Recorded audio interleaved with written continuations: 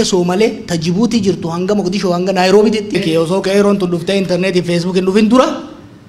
Mul'is fan Jaarraan fan Elemo fan Galaasaan fan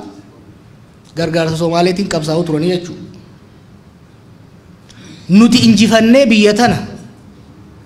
shayxaana Finfinnee jiru baasuun already Somaaliyaa keessa nagaa uumee jira hanga tokko qabbana uumee jira jechuudha. Yoo xiqqaate Oromon Somaliirra dabayyaaddu Somalee gosa gosaan qoodde Puntland Malland jettee qircatti gurgurachuun barbaaddu maaliifii watakka irraan fayyadamu sanirra Somaleen takka taate ta wal dhageessu